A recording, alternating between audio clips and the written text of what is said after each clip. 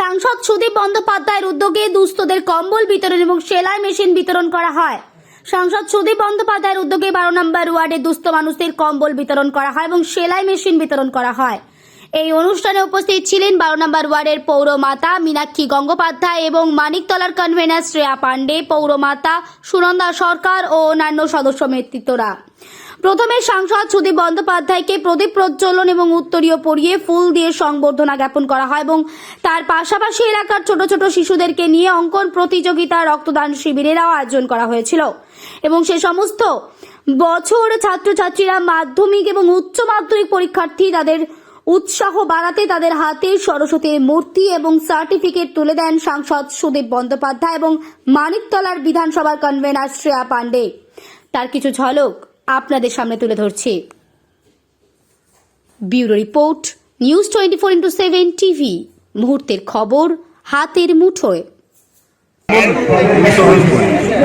শীতকালে আমি 5 বারের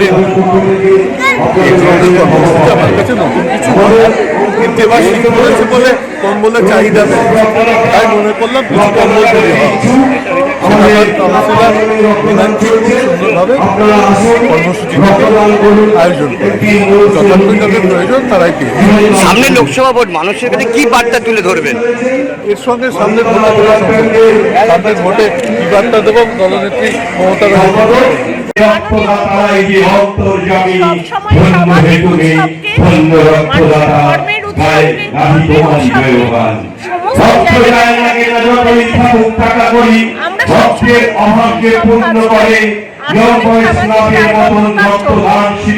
সমস্ত রক্তের চাহিদা পূরণের বন্দী করিয়া আমরা সকালবেলা আজকে 12 নম্বর ওয়ার্ডে আমাদের মাননীয় সাংসদ আমাদের শরীর নির্দিষ্ট অনুপাত একটা নির্দিষ্ট পরিমাণ রক্ত দরকার হয়,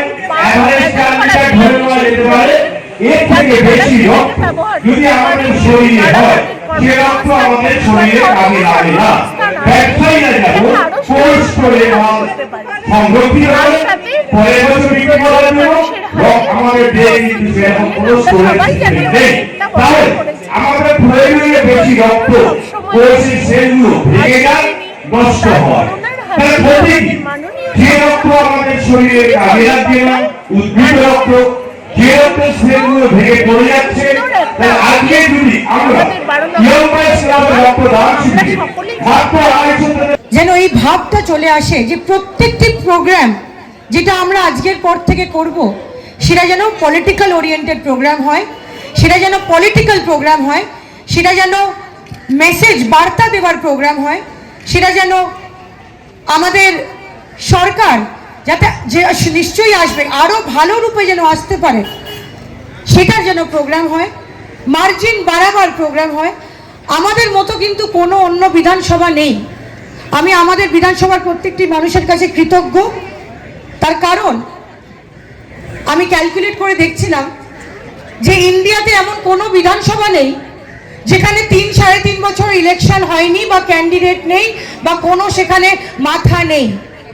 সাধন পাণ্ডে নেই, কিন্তু সুদীপ বন্দ্যোপাধ্যায় এমপি রূপে নয় এমএলএ রূপে কিন্তু আপনাদের সঙ্গে এই 3 বছর আছেন, এই 3 বছর ছিলেন।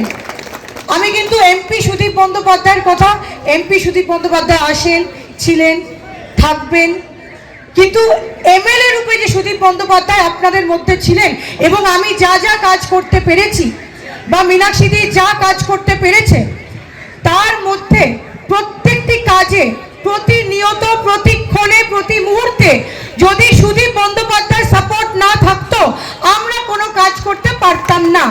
সুদীপ বন্দ্যোপাধ্যায় আমি ওনার কাছে চিরকৃতজ্ঞ এবং আমি এইটা 12 নম্বর ওয়ার্ডের হয়ে কথা দিতে পারি যে ওনার আগে যে রেজাল্ট হয়েছে আমরা খেটে ওই রেজাল্টকে ডাবল মার্জিনে ওনাকে জিতিয়ে যেন বলতে পারি যে এইটা আপনার আগের বছরের রেজাল্ট ছিল আগের বারে এবং এই লোকসভার রেজাল্ট আমরা আপনাকে খেটে ডাবল করে দিতে পেরেছি। কারণ উনি মীনাক্ষীদির ওপর মাথায় হাত রেখেছেন বলে উনি কাউন্সিলর এবং উনি আমার মাথায় হাত রেখেছেন বলে আমি রাজনীতি করতে পারছি। আমরা এটা কর্তব্য, আমাদের এটা কর্তব্য, আমাদের এটা দায়িত্ব, এবং প্রত্যেকটি মানুষকে এটা ওনাকে খাতায় কলমে বুঝিয়ে দিতে হবে। এটাই আমি আশা রাখছি। আমরা সবাই ভালো আছি, প্রোগ্রামটা শুরু হয়েছি। তাই গভর্নমেন্ট প্রত্যেক সময় প্রতিনিয়ত আপনাদের পাশে আছে। এইটা গভর্নমেন্টের ব্যাপারে কথা বলার সময় সুদীপ বন্দ্যোপাধ্যায় সামাজিক কথা বলবেন। উনি এরকম কম্বল দিয়েছেন, প্রত্যেকটি জায়গায় উনি 150, 200, 300 করে কম্বল দিচ্ছেন, আমাদেরও দিয়েছেন। উনি সেলাই মেশিনের জানেন যে মানুষের কত দরকার। আপনারা অনেক দিন ধরে সেলাই মেশিনের জন্য আবেদন করেছেন, এই আবেদন আপনাদের পূর্ণ হচ্ছে। আপনারা সুন্দরভাবে যাতে আপনাদের কোনো ছোট ব্যবসা, ফল পিকোর কাজ বা এমনি কোনো কাজ যেন বাড়িতে বসে করতে পারেন, এটার ব্যবস্থা করে দেওয়া হচ্ছে।